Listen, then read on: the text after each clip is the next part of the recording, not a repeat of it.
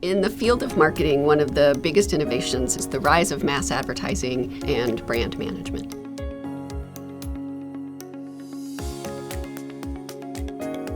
In the United States, mass production became a thing, mass distribution became a thing, and mass advertising became a thing. Consumers, instead of buying from their local neighbor and buying a locally made product, they were buying from large stores, from companies they didn't really know very well. And this practice of building a brand identity, building a brand meaning structure, helped give some coherence, some familiarity, and was a shortcut to building trust and differentiation in the marketplace.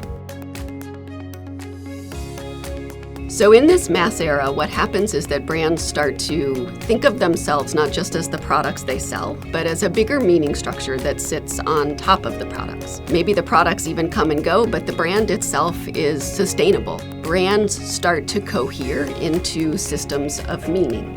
Consumption can be something I do to give myself meaning in my life. It can tell people who I am. It can allow me to say the identity that I would like to create in the world. You get companies like Procter & Gamble realizing that they can reach into these very fragmented local markets and deliver very consistent, high-quality products that they suddenly have mass distribution access to. On the other side of mass distribution is there are places to massively distribute. There are rising grocery store chains. Another piece around that is the rise of these advertising agencies. They develop expertise in consumer insights. So you get all of these forces kind of coming together to create the opportunity for a mass world in many ways. We've had the rise of all sorts of new media available to us. At the same time that there are more media than ever, those audiences have actually gotten refragmented in some ways. I can't reach everybody every day on television or radio. I'm on a million channels and a million platforms all at once. And what that has done is required marketers to become 24/7 storytellers.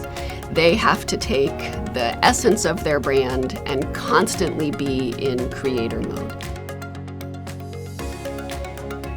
So I think as we look into the future, I see a couple of key things continuing and maybe scaling up.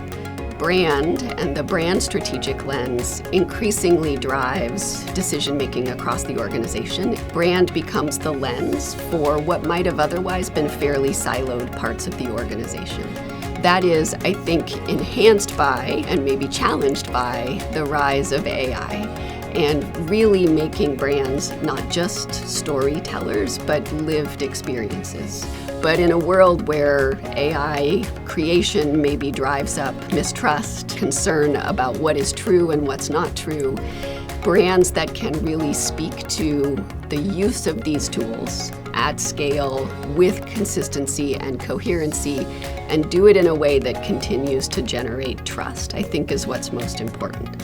From my perspective, the idea that brands can create and maintain trust at scale is really the heart of the innovation, and thinking about how to do that in an increasingly mistrustful world with tools that can be used to further amplify mistrust feels really important for marketers.